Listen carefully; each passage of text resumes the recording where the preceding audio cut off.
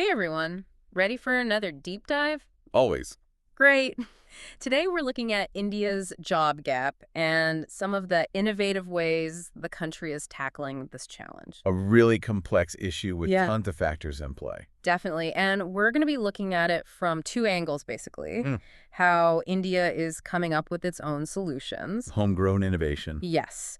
And then how the country is also kind of drawing inspiration from other countries' successes. Borrowing the best from around the world. Yeah, exactly. And we've got some pretty fascinating examples. Oh, yeah. Like, That's going to be good. yeah, like how Bollywood is actually a massive job creator, or how, like, minimalist Japanese design could actually help Indian artisans find more work.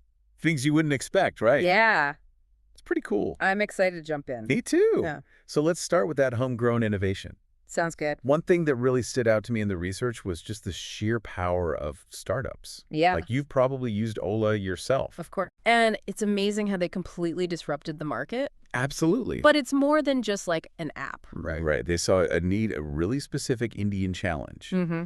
and used technology to solve it in a really innovative way. Yeah. And they created tons of jobs along the way. Thousands, Yes. actually. It's impressive. But while Ola is like a fantastic example, I'm kind of curious about the bigger picture.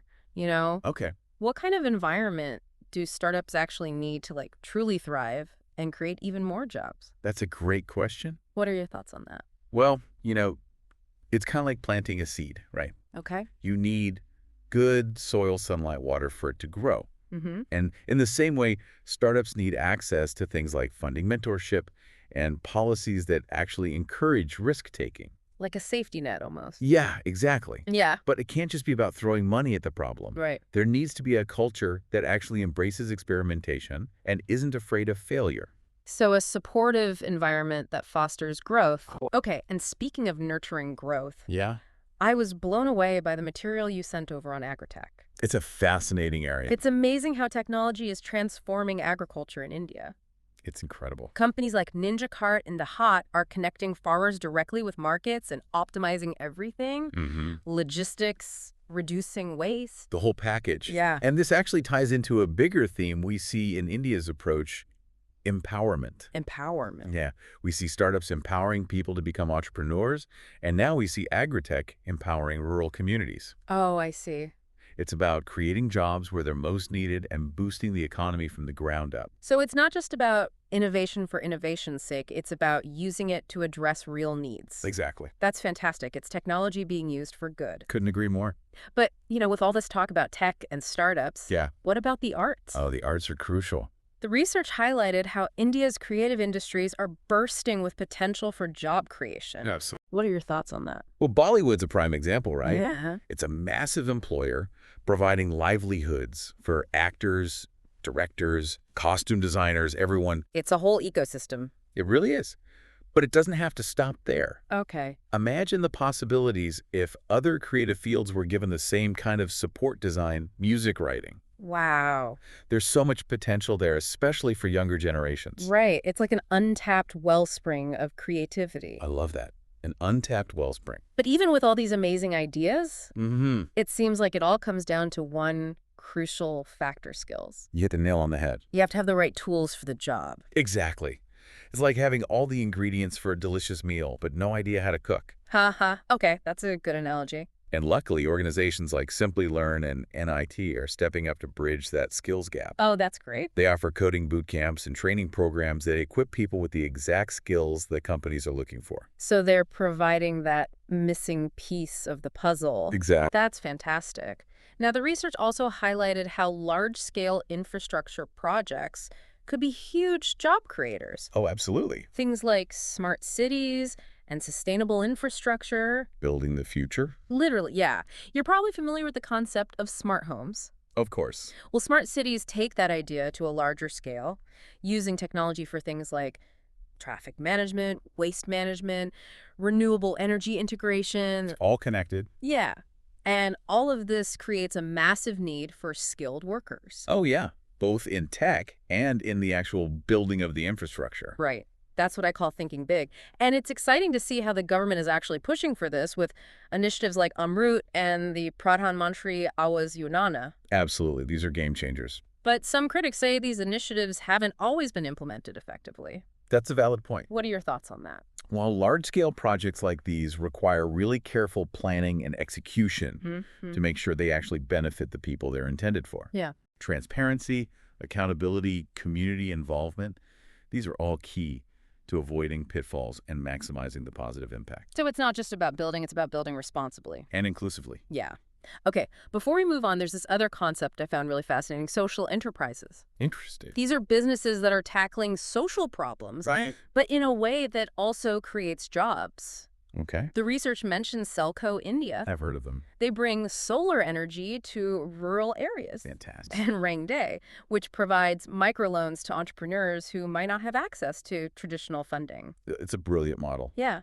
What stands out to you about this concept of social enterprises? Well, they really debunk this myth that doing good and doing well are somehow mutually exclusive. Mm-hmm. Social enterprises are proof that you can address critical challenges while also creating sustainable employment. It's like a win-win. Exactly. Yeah. A positive social impact and a boost to the economy. That's incredible. So we've talked about the seeds of innovation, the fertile ground they need to grow. All right, the startups, the creative industries. Yeah. But what about the sunlight and the water? Ah, you mean the government's role in all of this? Exactly. Well, policies that actually encourage innovation are crucial. Like what kinds of policies? Things like tax incentives for research and development support for small businesses, streamlined regulations. So creating that whole ecosystem where innovation can actually flourish. Exactly. Okay, so we've covered a lot of ground on homegrown innovation, We have. but our deep dive doesn't stop there, right? No, not at all. India's approach is about looking both inward and outward for solutions. Okay, So next up, we're going to explore how they're importing successful ideas okay. and adapting them to the Indian context. Sounds fascinating. I'm ready when you are. Let's do it. Let's start with something I think you're probably pretty familiar with, Okay. the sharing economy. Yeah. Like companies like WeWork, Okay. providing co-working spaces Oh, yeah. for freelancers, startups, even larger companies. Yeah, I've definitely seen those popping up all over major cities in India, Mm. like Bangalore and Mumbai. Sure. Instead of everyone needing their own separate office space, Right. you share space and resources. Exactly. It seems so much more efficient. It is. And I bet it's way more affordable, too.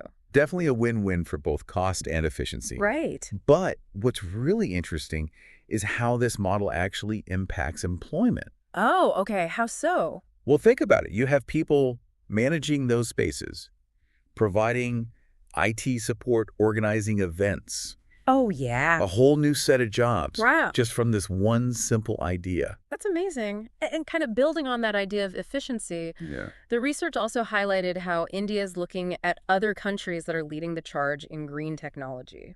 Like Germany and the U.S. Right. It seems like a pretty smart move to just adopt technologies and expertise that are already successful. Absolutely. Why reinvent the wheel, right? Exactly. Especially when you can learn from those who are already doing it well. So what kind of green technologies is India looking to import? Specifically, wind and solar energy technologies. Okay. And this is smart for a couple of reasons. Okay. Not only does it help India transition to a greener economy faster, Uh-huh. but it also creates jobs. Oh, right. In Yeah. manufacturing, installation, maintenance, research, and development. Exactly. It's hitting multiple targets at once. I love that, like a multi-pronged attack on both environmental and economic challenges. I like that. Speaking of tackling multiple issues at once, Yeah. the next topic really caught my eye, healthcare. Ah, yes. So telemedicine and digital health platforms are becoming super popular in India. They are. And a lot of that innovation is being inspired by models from the US and Europe. Mm-hmm. I was actually kind of surprised by that. Really? Why? I just didn't realize how much inspiration India was drawing from those regions. Interesting. But, I mean, it makes sense, right? Oh, totally. People in remote areas can now consult with doctors virtually. Digital platforms can help manage medical records, track medications, provide personalized health advice. It's pretty amazing. What stands out to you about all of these developments? Well, for me, it's how technology is breaking down barriers to healthcare access. Yeah. It's not just about convenience. Right. It's about reaching people who traditionally haven't had easy access to quality care. That's a really important point. And of course, all of these advancements require people to develop, manage, and support these technologies. Oh, right. So we're talking new jobs for software developers, data analysts, telehealth The nurses. list goes on and on. Technology is completely changing the healthcare landscape. It really is. Mm. And this trend of importing ideas isn't just limited to like high-tech fields. Oh, This is where things get really interesting.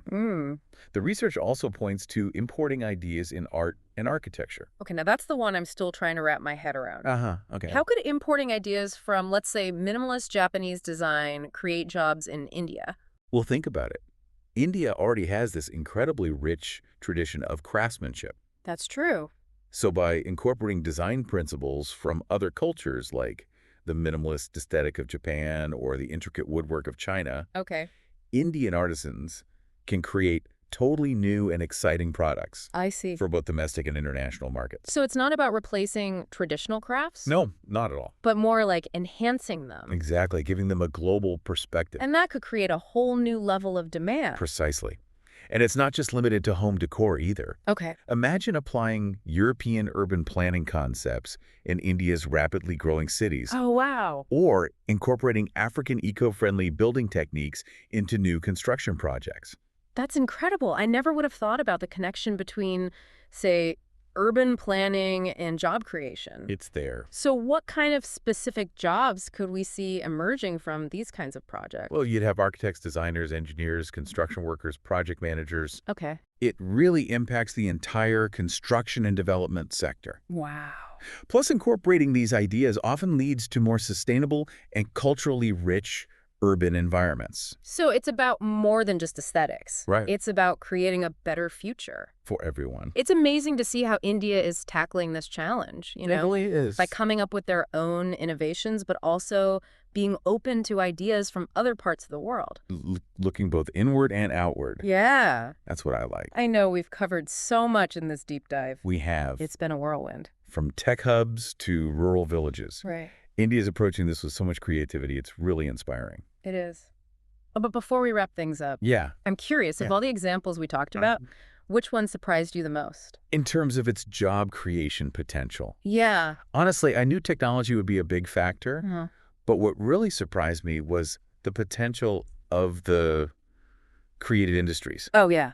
especially when combined with those global influences. Oh. It's like this hidden superpower. Just waiting to be unleashed. Exactly. Indian artisans collaborating with Japanese designers, Yeah. Bollywood filmmakers incorporating elements of European cinema. I know.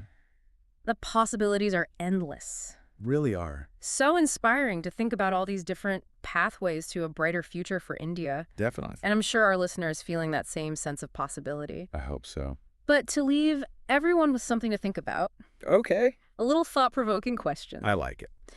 If you were advising the Indian government Mm. on investing in just one of these areas to boost employment, Okay. which would you choose and why? Ooh, that's a tough one. It is, but it's a great question to ponder. It is. Thanks for joining us, everyone, on this incredible journey. It's been fun. It has. And until next time, keep those innovative ideas flowing.